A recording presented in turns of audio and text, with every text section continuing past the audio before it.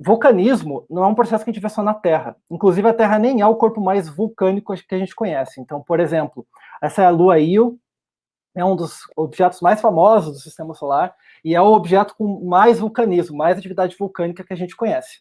E não apenas isso, né? Como se não bastasse a Terra não ser o planeta mais vulcanicamente ativo, ou o corpo planetário mais vulcanicamente ativo, nem tem o maior vulcão. O maior vulcão que nós temos está lá em Marte, que é o Olympus Mons. Ele tem alguns quilômetros de altura, então aqui, nesse canto inferior, está o mapa da França, e dá para ver que o vulcão é essencialmente do tamanho da França, então é um vulcão gigantesco. E a gente tem vulcanismo em outros planetas também, como aqui está exemplificado por essa reconstrução lá para Vênus. Criovulcanismo nada mais é que vulcanismo, mas com gelos. Então, ele é o que a gente chama de análogo do vulcanismo. Ele é um processo que funciona de maneira muito semelhante, deixando feições na superfície muito parecidas com o que a gente tem aqui olhando para vulcões, só que funciona inteiramente à base de o que a gente chama de voláteis, né? Que são substâncias que na Terra, no geral, vão estar em estado gasoso ou líquido, de modo geral. Então, a gente tem água, a gente tem compostos como amônia, dióxido de carbono e vários outros. Tem uma breve lista aqui de alguns dos principais.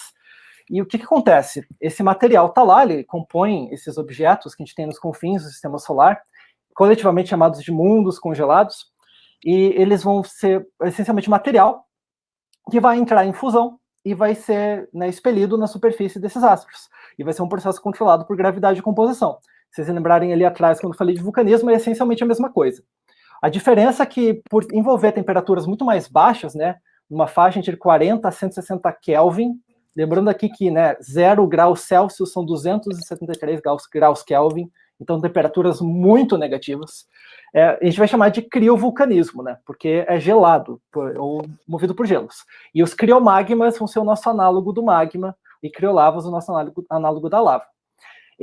Claro que tem outros fatores que vão influenciar, então a cara desses edifícios vulcânicos que a gente vai encontrar nesses objetos vai ser diferente, porque são corpos menores, são corpos com influência gravitacional diferente, então a gente tem isso acontecendo, por exemplo, em luas dos gigantes gasosos, a gente tem objetos muito pequenos lá no final do Sistema Solar, muito mais frios, então a cara que vai se apresentar vai ser um pouco diferente, mas a essência vai continuar a mesma.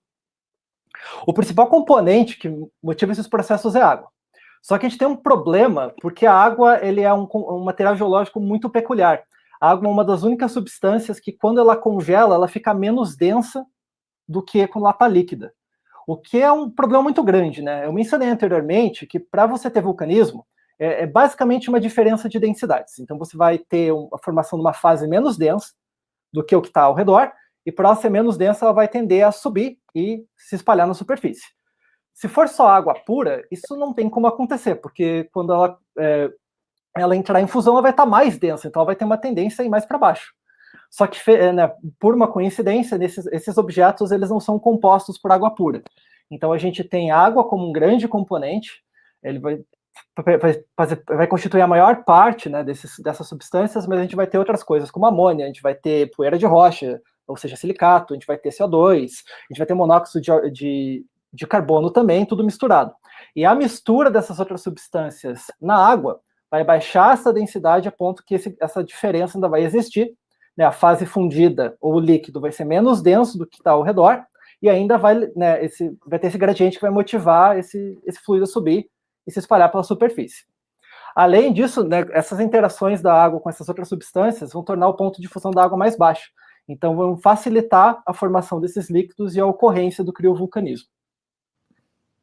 Então, elas funcionam muito parecido com lavas que a gente tem na Terra. Então, para o pessoal que está mais familiarizado com o vulcanismo, né, a gente tem os nossos magmas riolíticos, dacíticos, andesíticos, basálticos, comateíticos, cada um deles com uma viscosidade diferente. Então, uns se comportam mais como mais fluidos, escorrem mais, se espalham mais fácil, e outros parecem mais um mingau, então eles vão formar umas bolotas. E a mesma coisa com esses criomagmas com água e outros compostos. Dependendo da mistura, vai fluir mais, ou vai formar umas bolotas e uns edifícios vulcânicos mais reconhecíveis como vulcões propriamente ditos, como aqueles que a gente imagina. Então, criovulcanismo acontece em muitos lugares. Então, um dos exemplos mais famosos é a Lua Encéladus, que tem um sistema de geysers num dos polos.